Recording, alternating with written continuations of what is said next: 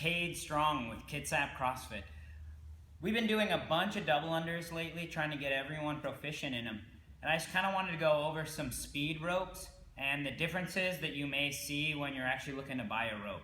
I really honestly believe that the first thing you should do when really trying to practice double unders and getting used to them is to buy your own rope, so that you A, always have it with you, and B, have it measured to you specifically. You're not using other people's that are either longer or shorter, which can really throw off your technique. Now, a couple of ropes, just starting off with, this tends to be just your very basic jump rope, cheapest, easily, but it is very difficult to work with double unders in. The handles are very static. There is no bearing. There is no extra movement as you go through there. It works great for people to learn the single, just working with a basic jump rope. But for working with double unders, this is very, very difficult to use. I do highly recommend, once you feel like you want to learn, buy some type of speed rope. I have a few examples here, and starting off with is the RX rope. Now, RX ropes are great. I will say a couple things about them. A, they have a little bit heavier handle, which A is going to help build a lot of strength. But later on, when you are proficient in double unders, that can be a little bit difficult with the weight burning out the arms, especially with high reps. Now, the nice thing with RX ropes is they do have a bunch of different weighted lines. And as you start working with double unders, working with a heavier line can be really beneficial, not only to gain that strength, but just feel the rope as you go through the movement.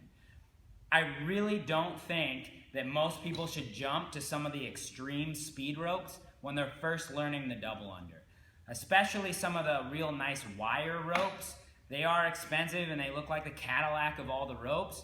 But when first learning, it's very difficult to sense where the rope is initially, and it can be very frustrating. That's why RX ropes have that heavier line, and you can over time get less line over it, a little less weight, so you can get less of a feel for it and build that speed and get those reps up a lot more. Some of the other ones you might see are some of the Rogue ropes. This is one of their initial designs.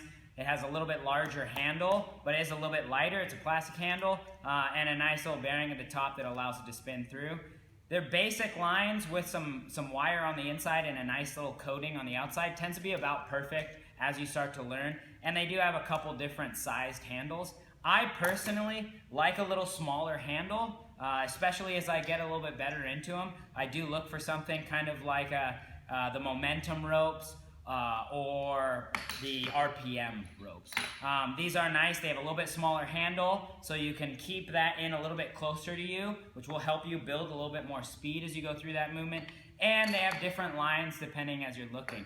Kind of that Cadillac, as I said, tends to be kind of that RPM, or at least any rope where you've put just a simple wire on it.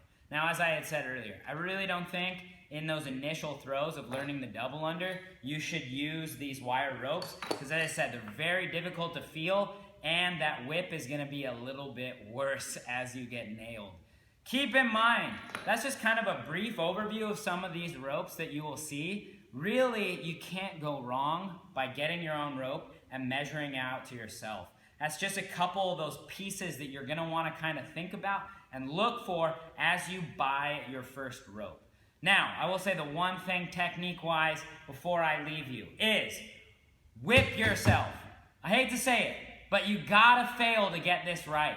Try it every single day. You should be breaking your rope out and getting a couple in there. And if it means that you gotta hit yourself a couple times, trust me, I have hit myself thousands and thousands of times.